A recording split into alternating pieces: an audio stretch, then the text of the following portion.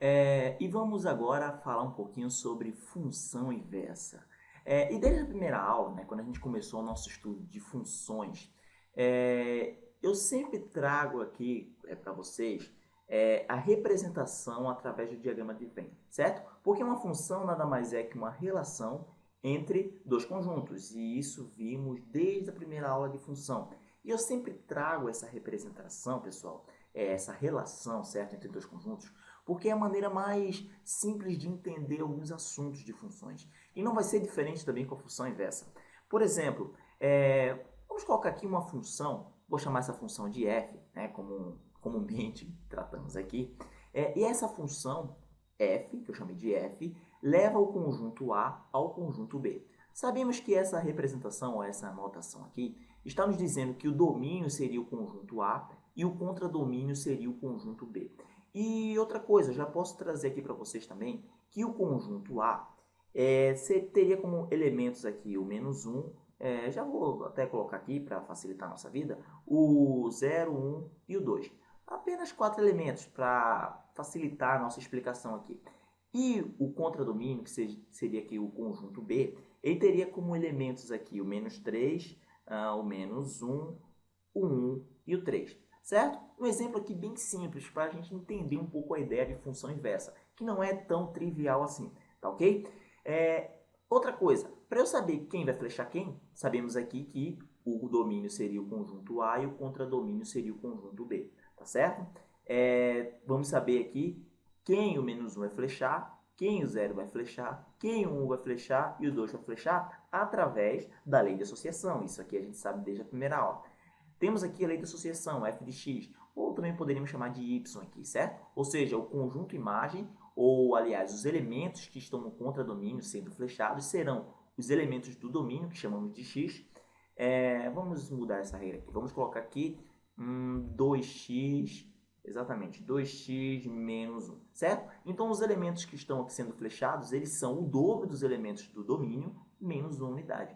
Então, sabemos que menos 1 vai flechar um elemento aqui, certo? Um desses 4 elementos aqui. E como é que a gente sabe quem que menos 1 vai flechar?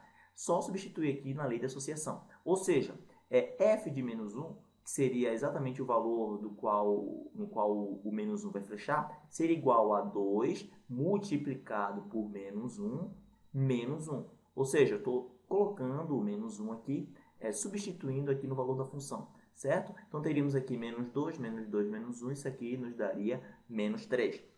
Então, observe que o menos 1 vai flechar o menos 3. Então, o menos 3 aqui será flechado pelo menos 1. Analogamente, se a gente quiser fazer aqui com f de 0, eu já adianto para vocês, o 0 ele vai flechar o menos 1. Eu já até coloquei aqui na ordem para facilitar a nossa vida, certo? Então, o 0 vai flechar o menos 1. Vou colocar aqui do lado para não ficar tão apertado, o f de 1, certo? Que seria o próximo elemento aqui. Ele vai flechar o 1 e basta substituirmos na função aqui, 2 multiplicado por 1 é 2, menos 1 seria igual a 1, certo? E o f de 2, que seria o último elemento do domínio ali, 2 multiplicado por 2 é 4, menos 1 é 3, então 2 ele vai flechar o 3.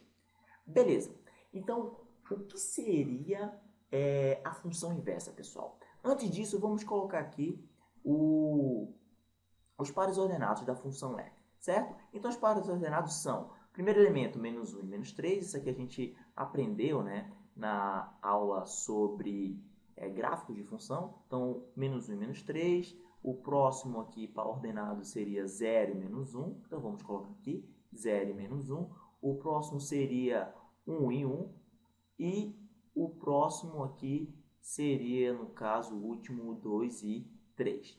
Beleza, até aqui tranquilo. E quem seria a função inversa? Olha só, a função inversa, ela é uma nova função, ok?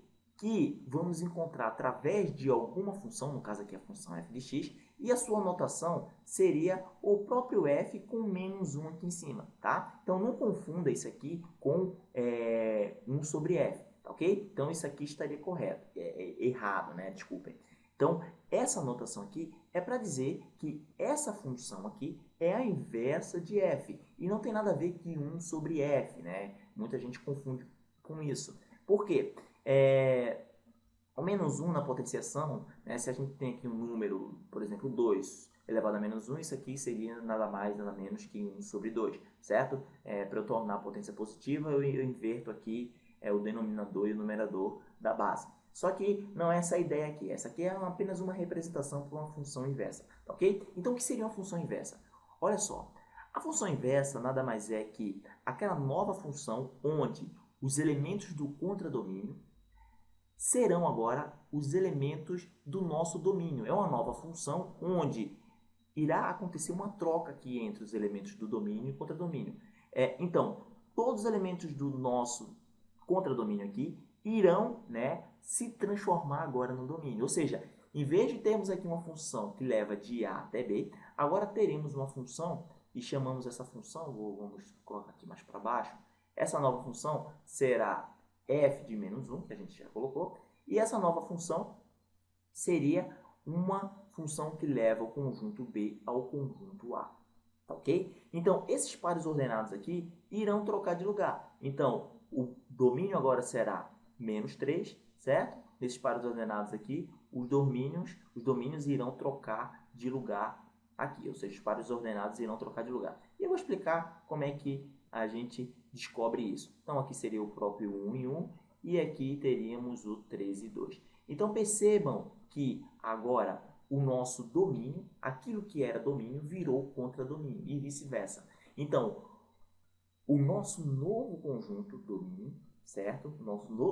Os novos elementos do domínio serão aqui no caso, esses elementos que estavam no contradomínio. E como é que a gente faz essa transformação, pessoal? Olha só, perceba que a função f de x, que estaria aqui, para encontrarmos a imagem dessa função, o que a gente fazia? Pela fórmula, certo? Pela lei da associação, menos 1, para encontrarmos menos 3, o que foi que a gente fez aqui? Multiplicou por 2 o menos 1 e depois subtraiu de 1. Ou seja, o menos 1, pegamos o menos 1, multiplicamos por 2 e a esse resultado somamos ou subtraímos uma unidade, certo? É o que está aqui, subtraímos de uma unidade. Então, qual será a nova lei de associação? Né? Então, olha só, pegamos o menos 1, multiplicamos por 2. O resultado subtraímos de 1. E é isso que aconteceu. Ó. Menos 1 multiplicado por 2 seria menos 2. Menos 2 menos 1 é igual a menos 3. Um outro exemplo, 2. 2 multiplicado por 2 é 4. E a esse resultado subtraímos de 1, que deu 3. Então, qual é a nova lei de associação que leva os elementos que estão agora aqui no contradomínio para os elementos do domínio, né? Porque agora esses elementos aqui serão o domínio da função. Então, teremos aqui agora um domínio, um conjunto B, que leva a um conjunto A. Eu já vou reescrever isso aqui de maneira para ficar mais organizado, certo? Então, como é que a gente pode fazer? Vamos fazer exatamente a operação inversa. Ó. Se daqui para cá multiplicamos por 2 e subtraímos de 1, então, do 3 para 2, o que vamos fazer? Vamos fazer o sentido inverso. Vamos somar com uma unidade e a esse resultado vamos dividir por 2. Perceba que vai dar certo. Ó. 3 somado com 1 é 4. 4 dividido por 2 é igual a 2. 1 subtraído de 1, aliás, 1 somado com 1 é 2. 2 dividido com 2 é exatamente 1. E se você fizer isso aqui, você vai ver que encontraremos exatamente todos os valores aqui. Então, perceba agora que temos uma nova função, que seria a função inversa, e essa função teríamos como domínio aqui, vamos colocar aqui, certo? Então, teríamos como domínio agora os elementos menos 3, menos 1, 1 e o 3. E o contradomínio agora será o conjunto A, que tem como elementos menos 1, 0, 1 e 2. Então, agora, o menos 3 irá flechar o menos 1, certo? Então, antes era o menos 1 que flechava o menos 3, agora é o inverso. Então, aqui temos o conjunto B que flecha o conjunto A. Então, o 1 flechará aqui o 1, certo? E o 3 agora flechará aqui o 2. E tínhamos como lei de associação, f de x, anteriormente, seria 2x menos 1. E agora, para sabermos qual é a nova lei de associação, né? A lei da função inversa. Como eu falei para vocês, se antes multiplicávamos por 2 e subtraímos de 1, agora vamos somar uma unidade e depois dividir por 2. Então, perceba aqui ó, que menos 1 mais 1 é 0. 0 dividido por 2 é 0. 1 somado com 1 é 2. 2 dividido por 2 é 1. Ou seja, encontramos a nova lei de associação, que seria o valor da função mais 1 e tudo isso dividido por 2. Então, é o valor da função, o valor do domínio da função somado com unidade e tudo isso dividido por 2. Se você está achando complicado achar isso aqui, eu aconselho você a fazer o seguinte. Vamos trocar. Você sabe que f de x nada mais é que y, certo? Então, isso aqui nada mais é que y igual a 2x menos 1. Então, o que podemos fazer? Vamos trocar o valor de y por x e o valor de x por y, certo? Então, teríamos aqui x igual a 2y menos 1. Ou seja, isolando y, porque os valores da imagem aqui será y, certo? Então, teríamos aqui, passando 1 para lá, teríamos 2y igual a x mais 1, certo? E o y aqui seria igual a x mais 1 dividido por 2. Então, é por isso que fazemos essa troca, para encontrarmos a nova lei de associação, que vai levar os elementos do domínio aos elementos do contradomínio. E uma coisa muito interessante aqui, que eu acabei não falando para vocês. Por isso que é de extrema importância sabermos analisar, ou saber se uma função ela é bijetora. Porque para encontrarmos, para existir a inversa de uma função, ela tem que ser bijetora, certo? Então, por que isso, pessoal? Imagine que nessa primeira função aqui, desculpem aqui, e nessa primeira função, certo? Sobrasse elementos aqui no nosso contradomínio. Então, tivesse um elemento sobrando aqui, vamos colocar o elemento 4, certo? Então, perceba que todos os elementos aqui foram flechados, menos o 4. Se esses elementos agora aqui, se esse conjunto virou domínio, perceba que iria sobrar um elemento aqui, tá? Eu estou tratando de uma função que não é sobrejetora, tá ok? Então, em contrapartida, ela não é bijetora. Então, se sobrou o elemento aqui no contradomínio, se todos esses elementos aqui, se o contradomínio virasse o domínio, iria sobrar um elemento no domínio. Então, não seria mais uma função, certo? Por isso que é de extrema importância sabermos que, para existir a inversa de uma função, essa função ela tem que ser bijetora, tá ok? E falamos isso na aula anterior sobre bijeção, tá ok? Então, gostaria de tratar esse assunto aqui, essa observaçãozinha que é de extrema importância. Ok, pessoal? Então, eu espero que vocês tenham compreendido um pouco a ideia de inversa de função.